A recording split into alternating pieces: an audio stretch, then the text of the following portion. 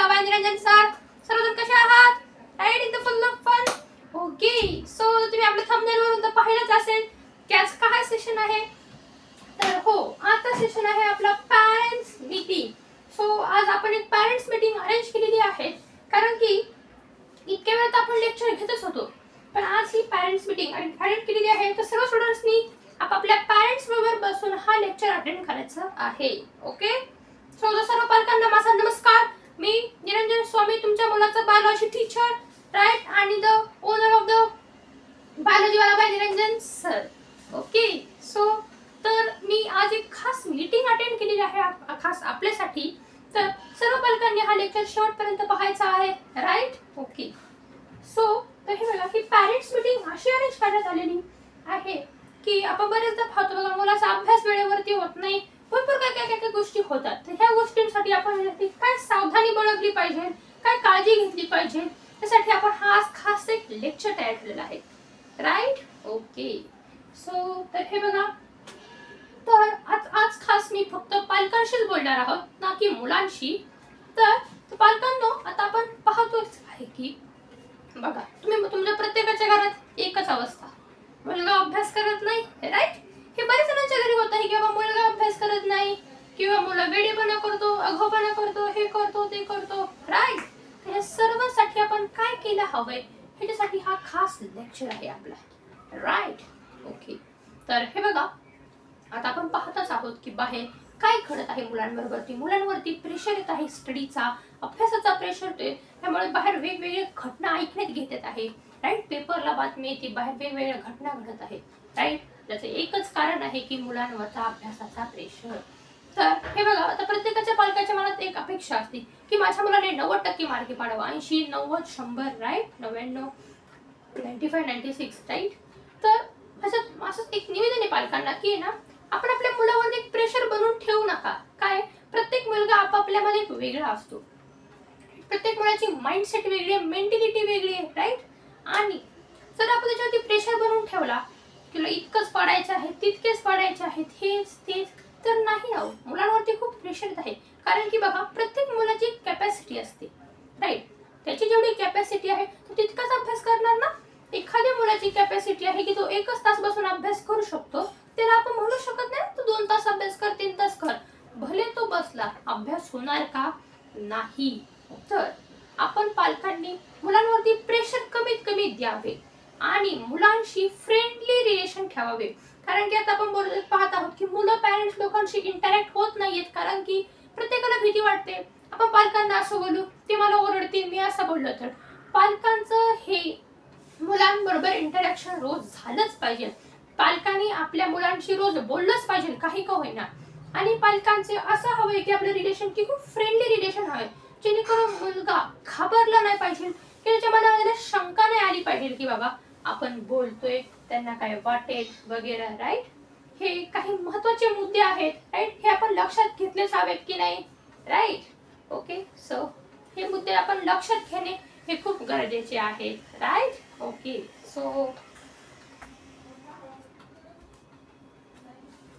तर आता आपण हे तर मुद्दे लक्षात घेत आहे की मुलांशी फ्रेंडली वागायचं. तर मुलांशी फ्रेंडली कसं वागायचं बरं? मुलांवरती आपण दबाव ठेवू नका, मुलांशी फ्रेंडली वागा. म्हणजेच की बाबा, मुलांशी तुम्ही पोलाइटली बोला, असे आई म्हणून बोलू नका, किंवा आई म्हणून किंवा वडील म्हणून, काका मामा म्हणून. तुम्ही मुलाशी एक मित्र म्हणून बोला, राईट. की बाबा तुमचा मुलगा एक मित्र आहे, तुम्ही मित्र म्हणून बोला मुलाशी, जेणेकरून मुलगा तुमच्याशी इंटरॅक्ट होईल, त्याच्या मनातील तुम्हाला भावना समजून घेता येईल. कारण की बघा, प्रत्येकाची भावना समजून घेणं हे खूप अत्यंत गरजेचं आहे. कारण की बरेचदा आपण पाहतो मुलांच्या विचारांकडे, मुलांच्या भावनांकडे आपण दुर्लक्ष करतो. काय, बारीक आहे, काहीतरी बोलत असेल, नाही. प्रत्येकाला भावना आहेच आणि त्याच्या प्रत्येकाच्या भावनाला महत्त्व आपण दिलंच पाहिजे. त्यामुळेच पालकांनी आपण आपल्या मुलांच्या भावनांकडेही लक्ष दिलं हवंय, राईट. हे सर्व मुलांकडे भावनांकडे आपण लक्ष दिलं हवंय.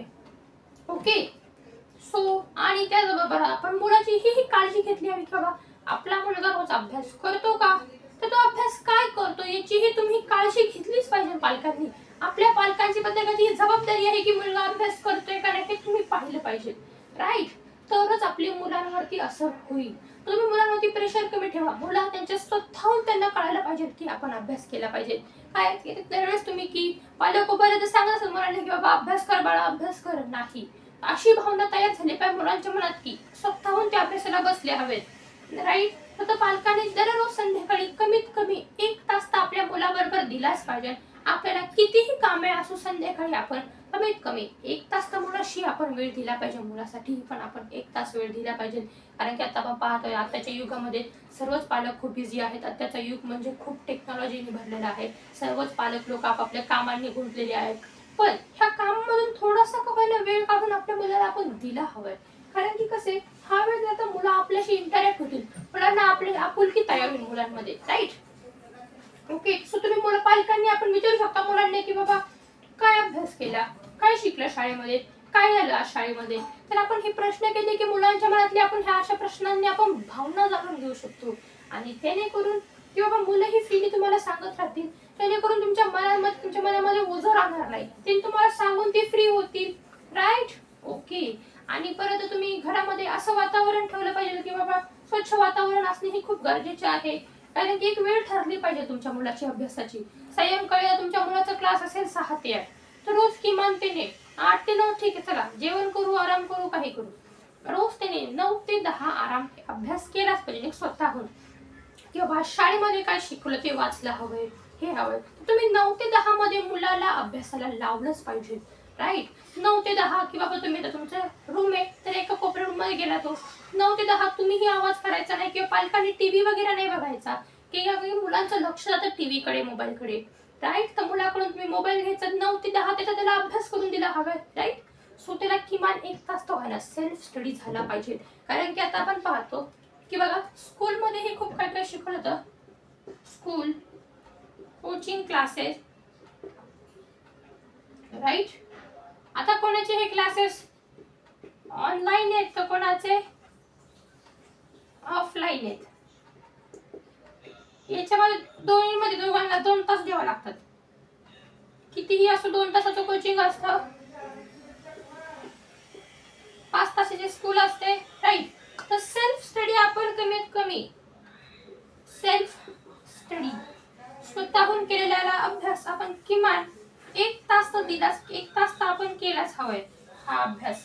कारण की सेल्फ स्टडी मध्ये आपण अशा गोष्टी शिकतो की आपण स्वतःहून ह्या गोष्टी शिकतो. आता स्कूलमध्ये एखादा टॉपिक शिकवला, हाच टॉपिक इथे शिकवला तर याची रिव्हिजन आपण सेल्फ स्टडी मध्ये करायला हवी, राईट.